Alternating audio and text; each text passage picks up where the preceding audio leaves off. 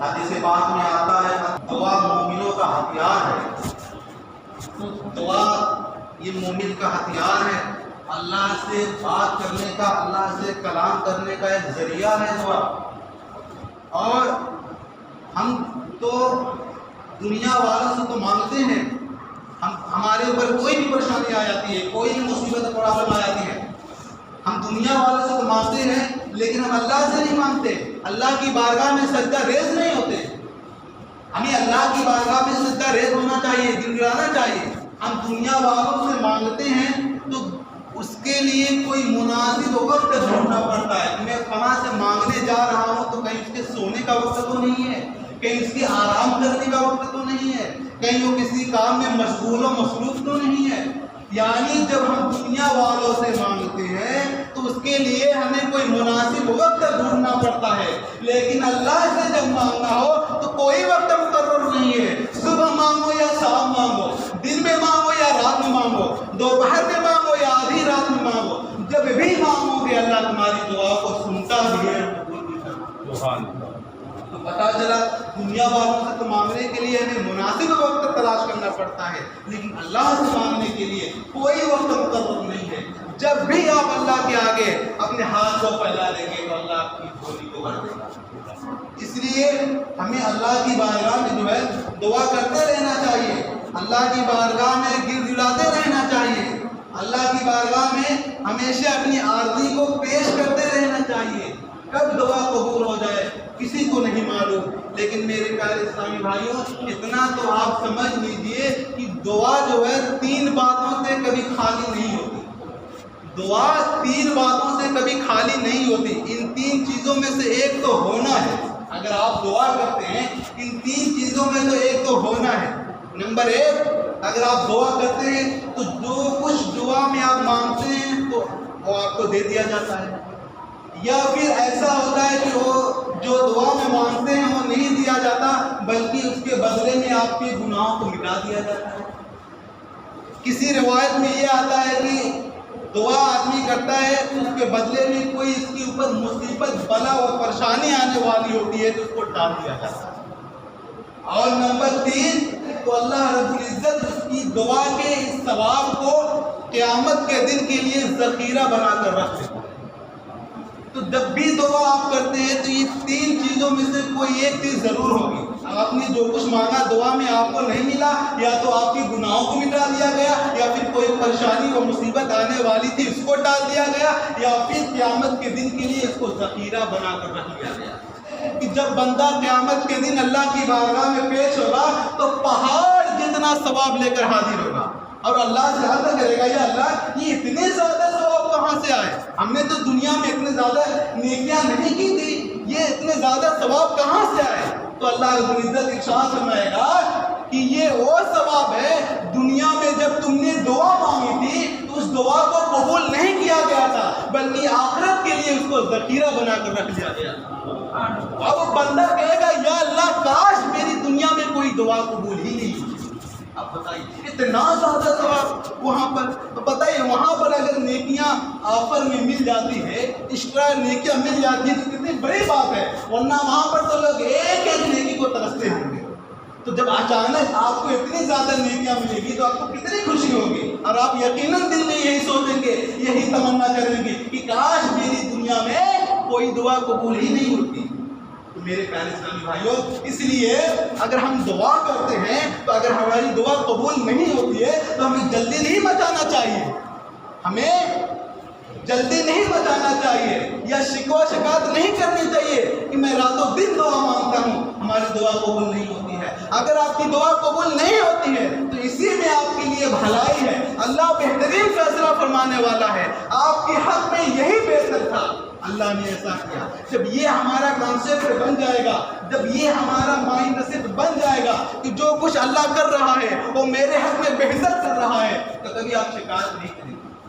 کبھی آپ دعا کرنے میں اگر آپ کی دعا قبول نہیں ہوگی تو کبھی آپ شکایت نہیں کریں گے. ہمیں دعا مانگنا کہاں آتا ہے. کچھ لوگوں تو دعا میں بڑی جلدی مچاتے ہیں کہ ہماری دعا قبول نہیں ہوتی، ہماری دعا قبول نہیں ہوتی. لیکن ایک ایگزامپل میں آپ حضرات کو بتا رہا ہوں. اگر یہ ایگزامپل اگر آپ کو سمجھ میں آ جائے گی تو پھر انشاءاللہ آپ کا جو شیطانی وسوسہ ہوتا ہے نا انشاءاللہ وہ دور ہو جائے گا۔ ہم سوچتے ہیں کہ یا اللہ میری دعا قبول نہیں ہوتی، یا اللہ میں راتوں دن دعا مانگتا ہوں، کہتے ہیں کہ تاک رات میں دعا مانگو تو دعا قبول ہوتی ہے، میں تاک رات میں بھی دعا مانگ کر تھک گیا ہوں لیکن میرے مال میں اضافہ نہیں ہو رہا ہے، میرے مال میں ترقی نہیں ہو رہی ہے، میرے تجارت میں ترقی نہیں ہو رہی ہے۔ کہتے ہیں کہ کعبے پر جب پہلے نظر پڑتی ہے جو دعا مانگو وہ قبول ہوتی ہے۔ میں نے اس وقت بھی بیٹا مانگا لیکن مجھے اولاد نہیں ہوئی، میں نے امام صاحب سے بھی دعا کروائی لیکن میری دعا قبول نہیں ہوئی۔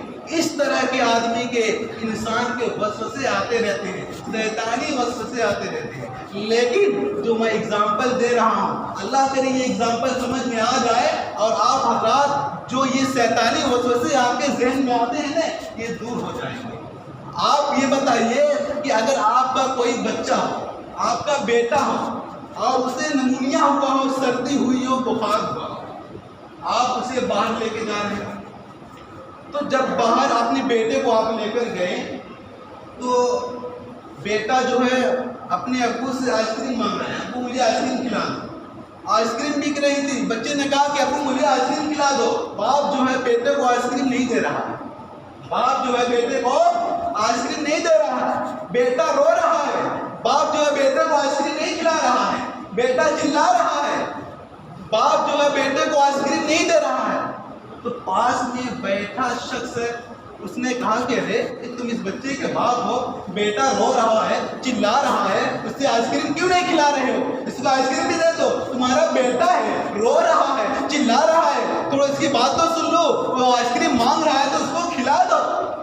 تو باپ کہتا ہے اس شخص سے کہ میں اس کا والد ہوں، میں اس بچے کا والد ہوں، مجھے پتا ہے کہ مجھے اپنے بچے کو کب کیا دینا ہے، کیونکہ مجھے یہ بات پتا ہے کہ اگر میں اس کو آئس کریم کھلا دوں تو یہ اور زیادہ بیمار پڑ جائے گا، کیونکہ آلریڈی یہ بخار میں مبتلا ہے، آلریڈی اس کو سردی ہوئی ہے، اگر میں اس کو آئس کریم کھلا دیتا ہوں تو یہ اور مصیبت میں پڑ جائے گا، اس کی تکلیف اور بڑھ جائے گی۔ کیا ایسا ہی ہے نا؟ اگر آپ کے بچے بیمار ہو کیا آپ اس کو آئس کریم کھلائیں گے؟ نہیں کھلائیں گے، کیونکہ آپ کو پتا ہے کہ اگر میں اس کو آئس کریم دے دوں گا تو یہ اور مصیبت میں پڑ جائے گا، یہ اور بیمار پڑ جائے گا۔ جب باپ کو پتا ہے کہ مجھے میرے بیٹے کو کب کیا دینا ہے تو کیا میرے مالک کو نہیں پتا کہ اپنے بندے کو کب کیا دینا ہے؟ ارے وہ بہترین فیصلہ فرمانے والا ہے۔ اگر ہم دعا کرتے ہیں، اگر ہم دعا میں مال مانگتے ہیں تو اللہ مال نہیں دے رہا ہے تو وہی میرے حق میں بہتر تھا، کیا پتا مال آنا تھا اور ہمارا ایمان جانا تھا۔